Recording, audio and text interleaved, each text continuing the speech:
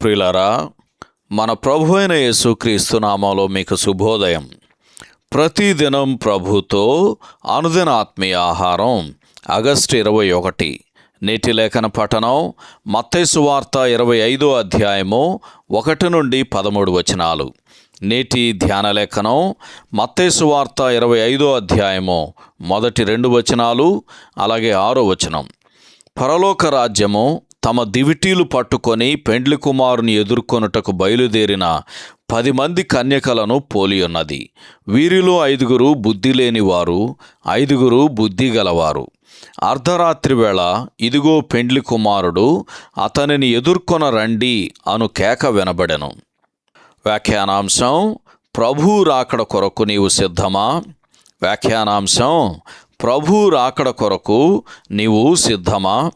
వ్యాఖ్యానం: తూర్పు దేశాలలోని సాంప్రదాయం ప్రకారం వివాహమైన వెంటనే పెండ్లి కుమారుని తన వివాహ విందుకు ఆహ్వానిస్తారు. మధ్యరాత్రి వేళ కన్యకలు పెండ్లి కుమార్తె యొక్క స్నేహితురాండ్రు ఎదురెళ్ళి అతనిని దివిటీల కాంతులతో స్వాగతిస్తారు. వారిని గూర్చి చెలికత్తెలని కీర్తన గ్రంథం 45వ కీర్తన 9-14 వచనాల్లో చెప్పబడింది. పరలోకపు వరుడైన మన ప్రభువు కొరకు మనం ఎలా కనిపెట్టాలో ఈ వృత్తాంతం ద్వారా మనకు హత్తుకొనే రీతిలో చాలా చక్కగా మన ప్రభువు విశదీకరించాడు. అయ్యో, విచారమేమంటే వేచి చూడాల్సిన క్రైస్తవులు నేటి కాలంలో అలసిపోయినట్లుగా ఉన్నారు.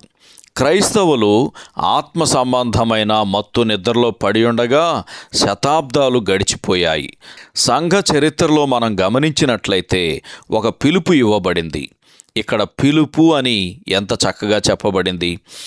ఎలాగంటే, ఇదిగో పెండ్లి కుమారుడు అని అర్ధరాత్రి వేళ కేక వేయవలసి వచ్చింది. ప్రభువు వస్తున్నాడు. దాని ఫలితంగా ఒక వ్యత్యాసం కనబడుతుంది. అదేమంటే, బుద్ధిగల కన్యకలు తమ దివిటీలలో నూనె కలిగి ఉన్నట్లుగా నిజమైన విశ్వాసులు తమ యజమానుని రాక కొరకు సిద్ధపడి ఉండుట వలన వారి దివిటి అయిన పరిశుద్ధాత్ముడు ఈ లోకపు అంధకారములో కూడా ప్రకాశిస్తున్నాడు. అయితే మిగిలిన వారు బుద్ధి లేని కన్యకల వలె ప్రభు కొరకు ఎదురు చూస్తున్నట్లు చెప్పుకుంటున్నారు గాని వారు ఆయన వలన జీవం పొందలేదు. క్రైస్తవుడు అని మంచి పేరు పెట్టుకుంటే చాలు అనే భ్రమలో ఉండటమే వారి పొరపాటు. అయితే ఆయన రాకడ సమయంలో మేలుకొంటే వారి స్థితి మరింత భయంకరంగా ఉంటుంది. గనుక మనలో ప్రతి ఒక్కరము సమయం ఉండగానే నా దివిటీలో నూనె ఉన్నదా, ఆయన రాకడ కొరకు నేను సిద్ధపడి ఉన్నానా అని తనను తాను ప్రశ్నించుకోవాలి. ఈ సందర్భంలో రోమపత్రిక 8వ అధ్యాయము 9వ వచనం చివరి భాగం చదవండి. సహోదరుడు జాన్ కోక్లన్ శుభములతో వందనాలు.